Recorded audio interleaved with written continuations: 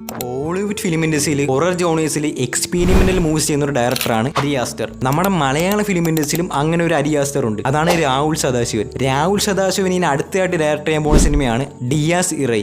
പ്രണവ് മോഹൻലാലാണ് ഇതിനകത്ത് മെയിൻ ലീഡായിട്ട് വരുന്നത്. ഇതിന്റെ ഒരു ഫസ്റ്റ് ലുക്ക് കുറച്ച് നാൾക്ക് മുമ്പ് പുറത്തു വന്നായിരുന്നു. ആ ഫസ്റ്റ് ലുക്ക് കുറച്ച് മിസ്റ്റീരിയസ് ആയിട്ടാണ് അവർ ക്രിയേറ്റ് ചെയ്തേക്കുന്നത്. പക്ഷേ സെക്കൻഡ് ലുക്ക് റീസെന്റ് ആയിട്ടാണ് പുറത്തു വന്നത്. അതിനകത്ത് കുറച്ച് സ്റ്റൈലിഷ് ആയിട്ടാണ് പ്രണവിനെ പ്രസന്റ് ചെയ്തേക്കുന്നത്.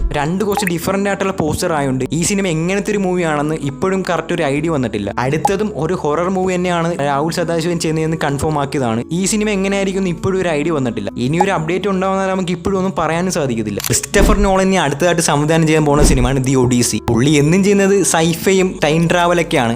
ആദ്യമായിട്ടാണ് ഒരു മിത്തോളജിക്കൽ ജോണർ ബേസ് വരുന്ന സിനിമ സംവിധാനം ചെയ്യുന്നത്. അതുകൊണ്ട് തന്നെ ആൾക്കാർക്ക് ഒരു കൺസേൺ ഉണ്ട് ഈ സിനിമ എങ്ങനെയായിരിക്കും നോളൻ പ്രസന്റ് ചെയ്യുന്നത്. ഈ സിനിമയുടെ ടീസർ ഇപ്പൊ ഇതാ സൂപ്പർമാൻ മൂവിയിലൂടെ ഐമാക്സ് സ്ക്രീനിലൂടെ സ്ക്രീൻ ചെയ്തിട്ടുണ്ട്. എല്ലാ നോളൻ സിനിമകളുടെ ടീസറും ട്രെയിലറും കാണാൻ വരുന്ന ഒരു ഫീൽ ഇതിന്റെ ടീസർ കാണാൻ കിട്ടിയിട്ടില്ലെന്നാണ് പറയുന്നത്. ചെറിയൊരു ഗ്ലിംസ് വീഡിയോ ആണ്, കുറച്ച് ക്യാരക്ടേഴ്സിൽ മാത്രമേ കാണിച്ചു പോകുന്നുള്ളൂ. ഇവിടെ ഹൈ മൊമെന്റ് ഒന്നും തരാത്തൊരു ടീസറാണ് ഇപ്പോൾ അവർ പുറത്തു വിട്ടേക്കുന്നത്. സിനിമ എൻറ്റയർലി ഷൂട്ട് ചെയ്തേക്കുന്നത് തന്നെ ഐമാക്സ് ക്യാമറയിലാണ്. ഐമാക്സ് സ്ക്രീനിൽ മാത്രമേ ഇതിന്റെ ടീസർ കാണാൻ സാധിക്കൂ. സിനിമയുടെ ടീസർ ലീക്കായി എന്നുള്ള വാർത്തകളും വരുന്നുണ്ട്.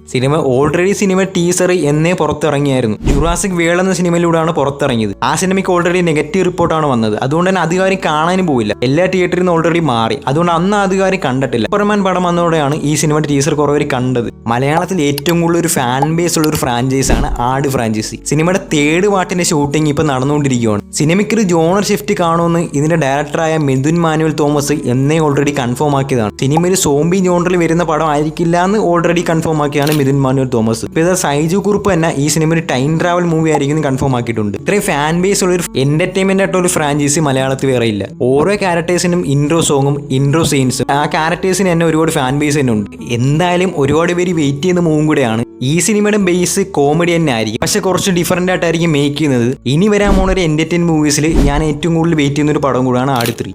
ലോകേഷ് തമിഴ് ഇൻഡസ്ട്രിയിൽ ഇത്രയും വലിയൊരു സ്ഥാനവും ഫാൻ ബേസും അതെല്ലാം ക്രിയേറ്റ് ചെയ്യുന്ന മുമ്പ് തൊട്ടും പോകുന്ന ഒരു പടമാണ് വിക്രം മൂവി. ആ ഒരു സിനിമ ഇറങ്ങിയാണ് പുള്ളിയുടെ കരിയർ മാറിയത്.